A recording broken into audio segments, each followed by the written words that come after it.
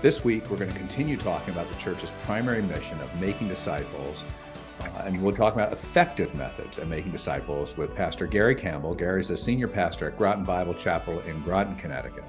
I'm Charles Galda, president of Vision New England, your host for the Church in Action. Gary, thanks so much for being with us. My pleasure. Excited to be here. Hey, so for folks who may not know you or may not know Groton, could you give us a little bit of a kind of background, bio, context? Yeah, sure. Groton's on the shoreline in Connecticut and sort of halfway between New Haven and Providence, Rhode Island. And we're the submarine capital of the world and also host to the two largest casinos, certainly in this half of the United States. And so it's a pretty interesting place, also the headquarters of Pfizer Pharmaceutical. And I've been here my entire life. My great-grandfather came to faith in Christ right about middle age, I think, or early middle age, and was involved in starting this church, Groton Bible Chapel, which has its heritage in the Plymouth Brethren movement, although we would say that we're non-denominational today.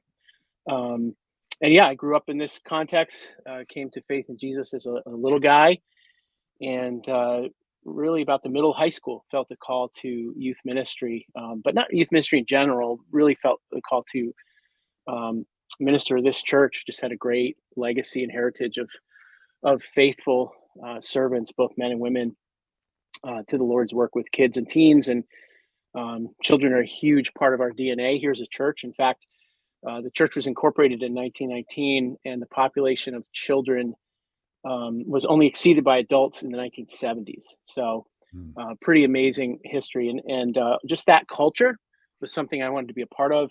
God gave me a real love and ability to connect with young people when I was young myself, which is of course a little easier, but even throughout and deeper into my 30s. So came on staff here in 2005 after basically a 6-year dialogue with the elder team at the time, and kind of thought I'd be doing youth ministry, just in perpetuity. And it was the leadership team at the time around 2013 that kind of identified me as the next primary leader. And so it was really a privilege to be a part of raising up a new team of elders as some were quote unquote aging out, whatever that means, whatever age you think that is. Well, in Connecticut means moving to Florida. Yeah, that's right.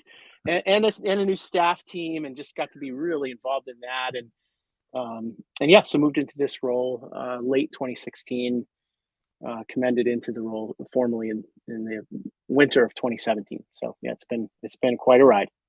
To me, it's such a cool story. There's a few pastors in our network who have grown up in the church they pastor, and it's such a tribute to the legacy and the investment people make in young people that can happen, right?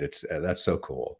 So thanks for sharing that. We've been talking about making disciples a lot these days, and specifically around how it's the primary mission of the church. And our research a year or so ago showed we all think we're not great at it, collectively as the church.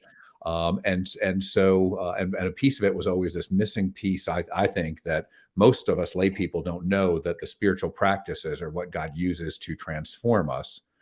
To be the disciple he really intends us to be. Does that resonate with you? Do you see that in your own ministry, in your own geography, or are you seeing something different? Yeah, that's a great question. No, I think one of the things we've discovered is just taking individuals through and into the spiritual disciplines has become a vehicle to deeper discipleship. I mean, we have all the things that other churches have that, and we're a little bit larger church in New England. And so, Sunday morning, certainly, and I think every pastor would say this, is not enough, right? A 30-minute or whatever it is sermon on Sunday and a little bit of fellowship time. And so we have all the groups that you would expect, men's and women's Bible studies and small groups and affinity groups and all those things, and opportunities to serve in smaller contexts. But it really is, sort of the combination of doing life together with an open Bible, so to speak, that has made the difference, as we've been challenged with some of what you were finding as an association, and us collectively as churches. We were sort of in parallel finding some of the same discoveries. And so the spiritual disciplines are, it really is that simple. It struck me. I was reading some stuff over the weekend that talked about programs, and that kind of is our default answer and has been. And it's not that programs are bad, but what I Right. hear you and other leaders saying is, but it's insufficient to really affect the transformation God intends as a disciple. Am I catching it right? Yeah, I think so. I think, just as an anecdotal example, I mean, you inevitably hear about someone, maybe it's a marriage or an individual in some sort of moral failure or existential crisis of faith or whatever it is, who's been faithfully involved in Bible studies and small groups and serving in kids men or whatever. And Mhm. you immediately go, wait a minute, they were involved in all the stuff, they were doing all the things, um, in terms of programs. And so I Mhm. think that's a really fair point, and it's part of what we've been discovering as well. Yeah. And so you started trying out something new, I think last fall, if I remember right. Couple falls ago, yeah, Couple a couple falls years ago. ago. And Yep. and so what have you been doing? Tell us about that, please. Yeah. So this, it's we have it's genius. We've called this the Leadership Development Program, LDP. So I know that's super creative and insightful. I didn't know you had a marketing background. Exactly. Um, yeah, kind of along what I was saying earlier, we just kind of discovered that, like many churches, we weren't doing discipleship as well as we thought. Right. So as we discussed that, we had this list of in our particular context, men that we were praying for regarding eldership, and we kind of always have this running list, but um, we recognize that discipleship really needs to happen one on one, and we were kind of exhorting the church to do that at the same time that, as we talked around the room in an elder team meeting, we weren't doing, like, not intentionally in a focused way, maybe organically, but none of us were intentionally discipling an individual or a pair of individuals. And so we went back to this list. We prayed on it for, I think, 4 months or so, and decided, we're each going to take on one guy in particular, and we're going to spend a year to 2 years with them. And then inevitably it was like, okay, well, what are we going to do? And Right, 'cause I yeah, go I ahead. hear your point, right? Most of us are not doing it, and a big factor of that is most of us have no clue how to do it, Right, right. right? Yeah, and I think the typical thing in the evangelical stream, I would assume, just based on my own conversations, is, you meet up with a guy, and or if you're doing women together, men together, and you do breakfast and you have coffee, and maybe you share the daily bread, or you ask some questions about how their parenting is going or whatever it might be, and that's kind of the extent of it. And I think that there's nothing wrong with that, and that's, by the way, part of our model. And by But and by the that's way, that's more than most of us are doing still, right? right, but we weren't even doing that. We knew that was Yeah. happening organically in the church and with some of Mm. us, and but yeah, um, so what we endeavored to do was to intentionally pick an individual and to invite them into this relationship. If they didn't eagerly say, "Wow, I want to be a part of that," um, then we moved on. And Gordon MacDonald's Deeper also played a part in this. So I'd read that book, and just his model with the 40 weeks and the intentionality in his home. He's kind of had that as a backdrop.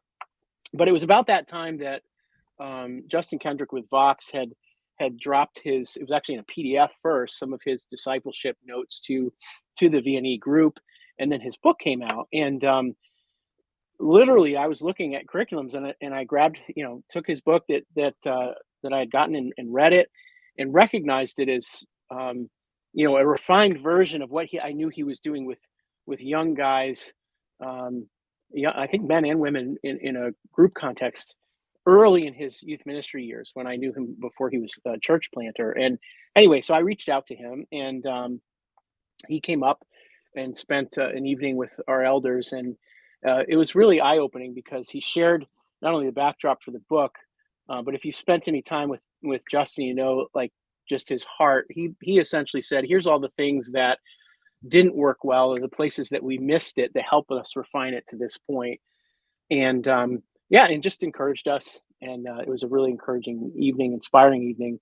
And so then we endeavored to do just that. We each selected, in some cases, a couple guys, in most cases, an individual, and we committed to walking through Bury Your Ordinary over the next year. Um, But one of the things that's unique about the way that we did it was not in a structured way outside of for all of those pairs of individuals. In other words, each elder and or disciple made up their own schedule, and with the goal of being about a year to complete the book. And so in my case, I had two gentlemen, and we would meet on one particular time as an example, and go for a walk at a park with a coffee, and have that how you doing with your parenting kind of life on life conversation, pulling in some of the material that we've been talking about in the discipline stuff. But then the next month we'd meet, say, at a restaurant or in my office with Bibles and books open, and we'd walk through very intentionally the material. And that was sort of our model, was alternating, but each elder did it differently and within the context and schedule that it worked with the person they were paired with. And so over the course of about a year, we worked our way through the very ordinary material. And at the end of the first year, just kind of evaluating that and listening to these guys. So we would meet quarterly, all 25-ish of these men, and just, essentially say, hey, what's the Lord teaching you? How's it going? What's not working? What's been difficult? And just kind of glean some tips from each other and encourage each other to stay faithful to the process. And yeah, I mean, things, the first couple of steps, spend an hour with the Lord and share the gospel every week, just those basic habits. We saw guys, and frankly, elders, doing that. So, as in any learning and teaching relationship, it's often the teacher who gleans the most. So it's been powerful. So that was sort of step one of the process. Step two, go ahead. And so, sorry, let me just kind of catch people up too. So for folks who are interested in Gordon MacDonald's Going Deep, you can go back to our website, and early 22, you can find an episode where Gordon talks about that. Justin has just been on in recent months talking about Barry Arnott. He's actually done it twice with us.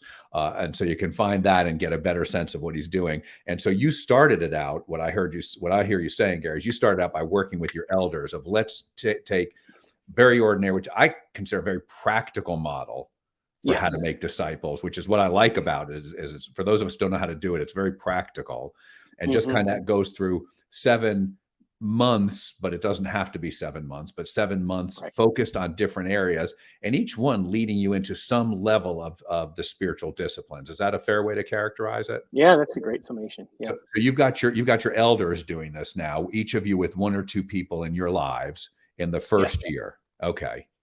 And so you're seeing people do crazy things like share their faith. Yeah. It's led to a lot of intentionality in the cubicles, so to speak. It's been really good. And then in the second year, we're going through a church leadership curriculum, Bible study, leading one another, and sort of focus now, moving away from spiritual disciplines to what is church leadership. And by the way, one of our goals, or one of the things that we said clearly throughout this process, was this was not about recruiting elders, future elders.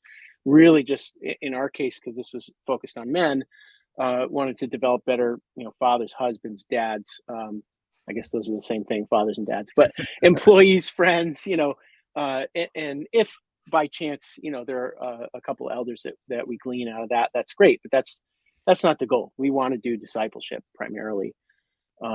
So that's been the target. So it sounds like year one of the, if we call it a process, I don't know if that's a fair word or not, but year one was really about spiritual development. And now it sounds like with some of those guys, at least, you're doing year two, which is about leadership development. Yeah, actually all of them. And as we complete that before the first of the year, 2024, we will then move them into just sort of like a quarterly check-in. They're going to take on their own person and do very ordinary, and then we have another crop, quote, so to speak, of 10 guys we're going to put. So there's a multiplication model to that that we're hoping to put in place. So if I can think about, I know you're not, I don't want to put words in your mouth, but it sounds like you've got like a 2-year cohort plan, right? Yeah, that's basically it. Yeah, you're and building it's kind of evolved. Right, that you're evolving into, and so this cohort's going to graduate, if you will. And then they're going to be doing it with guys. So now you've doubled, and you guys are going to restart with a new group. So now you've doubled the amount of people going through this process, and you keep right. And so let's, if we can get a little more tactical, and let's use you as an example. So you picked 1 or 2 guys, Yeah. And what did you can you give us a little more mechanically, what did you do? Are you getting together? You mentioned walks, you mentioned Bibles. hmm What's happening like month 1, month 2, month 3 for folks? Yeah, I mean, like I said, it's a little bit individualized, but and one of the lessons we learned. So I have two guys, one in his 40s, one in his late 20s, and so they're in different life stages. Like the younger guy is recently married and had his first child, so there's a built-in mentorship there too, just in terms of Mhm. life, which has been great. But one of the things we learned that we're going to move away from in the second go round of this is two guys is actually too much. Because the schedules and the time, and while there's been some benefits, we're going to focus just on one. So it just goes against all of what you kind of think in terms of being efficient, scalable, and all. It's not. But we're also hoping to model and pattern this, and then as it begins to multiply, see both men and women, kind of modeling this in our church. So on a month to month. Like I said, for us, for me particularly, it's sort of been an alternating. Let's do life on life month one, let's do And Bible study month two. and sorry, what Go ahead. what does that do life on life? Just pick one of your guys. What did do life on life look like? I think because so many of us, people like me, are it's like, but I want to get practical about. I don't know what that means. What did you do? Yeah, a couple examples. One would be, just going and spending time in their home with their family, having them to dinner in our home. One of the things that where it's possible is to get into their workspace, like go have lunch at their place of employment. That's not always a possibility, but um, and then for instance, just very simply, we went Christmas shopping together, right? And just Hmm. doing regular life on life So, things, but bringing the spiritual conversation into those dialogues. is it fair to say kind of getting to know each other? Yeah. Yep. Yep. And especially my guys and the two gentlemen I paired with, they didn't know each other at all when we started Mm. this. And so Okay. that's been a really kind of a neat and special thing as well. So you're, for lack of a theological term, hanging out together in a Yes. personal. Yeah. I'm sure there's a Greek term for it. I don't know what it Yeah. is. That's right. And so you're just hanging out to get to know each other a little bit, build some relationship. Are you in this period kind of observing them as well and starting to shape your own view about where they are spiritually and um, what might need to be conversations going on, or is it really just now let's just hang out? No, it's definitely intentional. In fact, I go into those times with 2 to 4 questions, like really leading questions. One I've got for the next time that we meet is, what's something in life or in your walk with the Lord that you're just really curious about? What's a life curiosity that you want to dive into in the next 6 months to a year? Just some sort of prodding question and getting them thinking on a deeper level. What's the greatest challenge in parenting toddlers right now? Or what's the thing that makes you um, wish you were in a different season or whatever? Just coming up with questions to kind of draw them out. And did they have ready answers to stuff like that? Because I would imagine if you asked me that, I'd just sit there and look at you blankly, going, "I don't have a clue." Well, I mean, this is an interesting thing with at least with men. It's probably different with women, just the way that God has wired us. But with a coffee in hand, walking shoulder to shoulder somewhere, guys they tend to speak extemporaneously, Hmm. um, much more comfortably. So uh, I haven't found, and it's I do have two guys, so the synergy of that helps. But yeah, I haven't found a question that has stumped them to silence yet. So Now, I remember Justin sharing that he ends every session with a challenge. hmm. And so is that part of what you were doing with the guys too?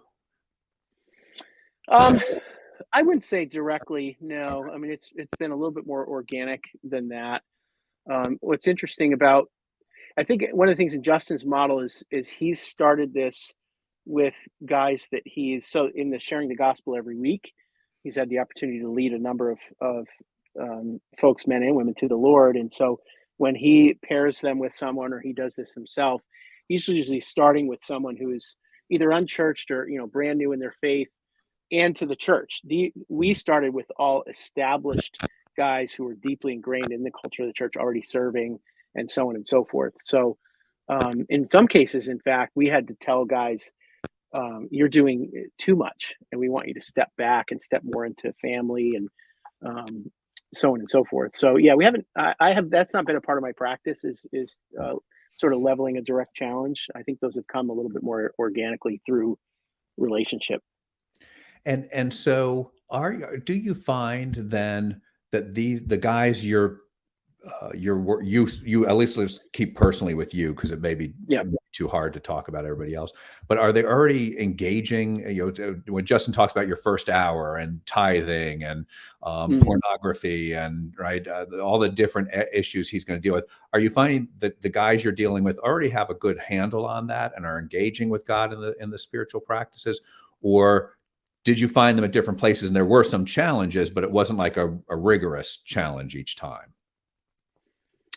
I think the thing that's probably the broadest answer to that is I think um, everyone, including the elders, were less disciplined and Mm, struggling with those rhythms. I mean, the idea of doing an hour quiet time each day, right, was much less um, practiced in a disciplined way than we realized. So it's really helped mature us as an elder team too.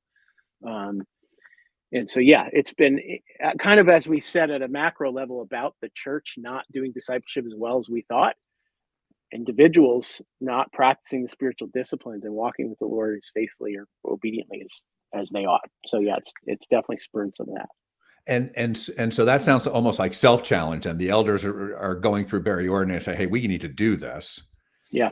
And where you're finding that the guys you're working with aren't doing like a first hour with God, you might challenge with them, but it might not be as rigorous a process as what Justin would do with that newer believer. It's as that comes up in conversation, then you're discovering that. And Yeah, let me clarify that. Like, yes, there we would challenge. Like, let's use that as for instance at the end. Like, okay, now we're going to commit to this, and we're going to hold each other accountable. And we've also another sort of practice that several of us have done as elders, and we've been using Paul Tripp's New Morning Mercies as a devotion, and then just texting about it maybe once or twice a week, like what was moving or profound or insightful or whatever. um, and sort of that's sort of been a vehicle to encourage faithfulness to that first hour. We also put together sort of a modified document of Justin's two models, the Acts prayer, which has been used for generations, and his so acronym for scripture reading, kind of modified that a little bit, made it our own, and then each guy has that. Here's a model for how to do the hour, and then you certainly don't have to use that model, but that's been a great starting point for a lot of guys, and that is something that we, again, concluding that chapter, said, okay, now we're going to commit to this. In fact, through each chapter, okay, how are we going to now execute this and challenge each other and hold each other accountable? And then we've come back to those things too, which I think is important. now, where somebody might be listening saying, "Well, that sounds pretty legalistic that you have to spend your first hour with God," how would you respond? It's not an hour for everybody. A guy who has his first baby and he's working a million hours and he's doing what he can, right? And so, yeah, it's the spirit, not the letter. Yeah. Um, so it's been really good. Trying to be gracious in the process too, and understand different guys' life stages and situations. Because the reality is, right, because the opposite of that, I don't think it's legalistic at all, but I wanna just anticipate the question.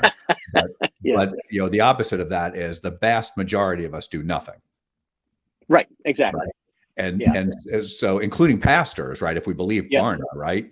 And Hmm. so there's a huge problem in setting the threshold of not seemingly unreasonable hour to start your day. Yeah. But I think one of the things that I've noticed in going deep, and I know some very ordinary, and I've been looking at some of the stuff that Wesley did, is it really, and Dallas Willard and others will talk about this, is that quiet time is, or devotional time, we might call it. That's not just your time with God today. That's the start of your time with God It's a today, great point. Yep. right?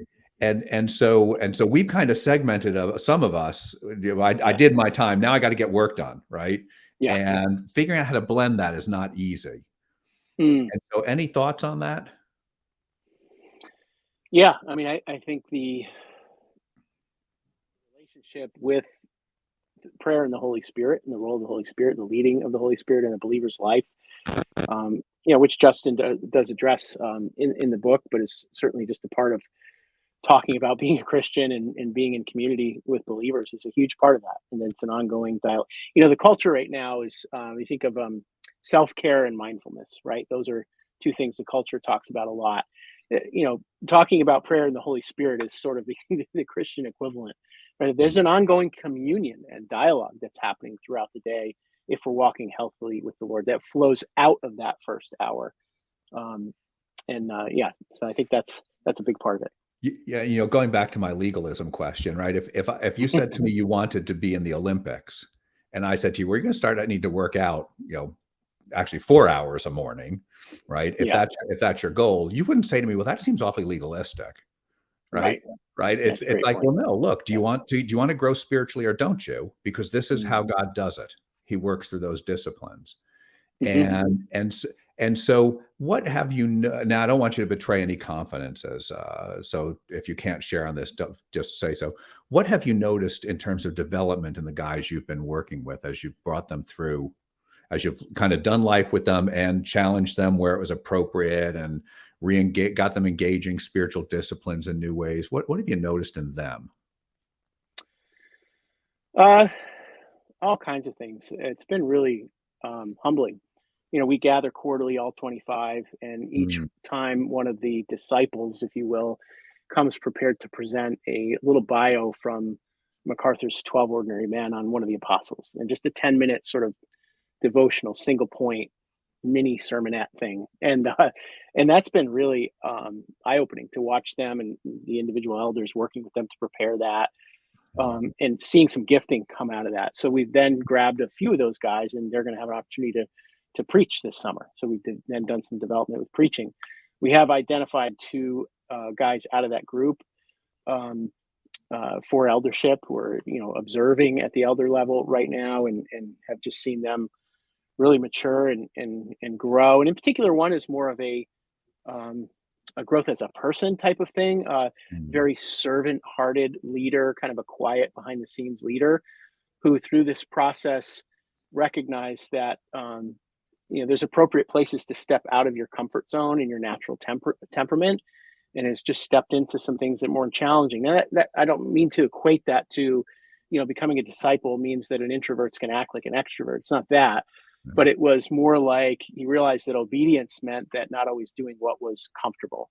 And so, mm. he stepped into some more leadership things. And so there's a myriad of things that, one of the things that we heard from feedback from the last time we gathered the entire group was our model's based on one-on-one or one-on-two, and it's actually more than monthly. It tends to be, I think, for most of us. Um, but they said the one thing we wish that we could do more of was more than just quarterly gathering the 25 of us for the 90 minutes or 2 hours or whatever we do. So that was not something we anticipated. But yeah, it's been like I said, it's been humbling. Well, if you want affirmation for the quarterly, that's what Wesley did. He would bring all the leaders of what he called his classes together I quarterly. So didn't you, know that. I'm just doing what Wesley did. That's all. Yeah, that's exactly right. Well, Fastest I'll growing steal it. religious movement in the world. He had it right. Yeah, yeah. He did And a lot of fasting too. yeah, right. And so that's an interesting question. And so, when Justin talks about, and he is dealing with more newer Christians, Mhm. he's talking about engaging with scripture, talking about engaging with prayer, talking about giving, talking about, and so stuff that I know he's still trying to work through, based on some of the conversation we've had is, well, how do you bring people into fasting? and Mm. and practices like solitude and silence and stuff like that. Have you incorporated any of that in it, or are you still trying to figure that out too? Not formally, but I will tell you that the thing that comes immediately to mind, I was just thinking about this morning, is, and what we've learned and started to practice is, if we want that to happen, we have to model it, right? So, we've got to start doing. And one of the weird things, right, about, I guess I'll share this here. I just in 2023, I've been fasting on Wednesdays.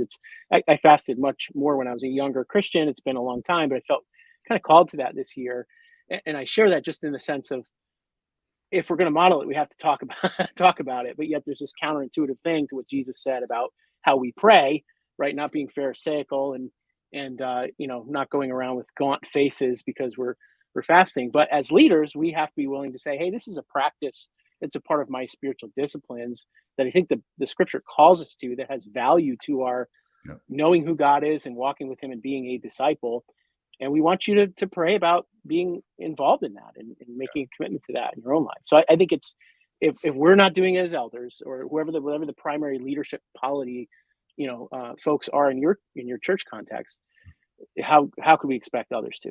Yeah. And you're in good stead, because Dallas Willard practiced fasting every Wednesday, in fact. So same thing. And so I've been trying. I do Fridays, if I don't have something where I'm meeting somebody for breakfast, Fridays become my day for exactly that reason. Oh, Is so you don't sit down and say, "Hey, that looks like a great breakfast, but I'm fasting today." No, So I, I sit down and say, "I am so glad you invited me." that's right. Now, Gary, what have I not asked you about that you think is an important takeaway from what you guys have been doing?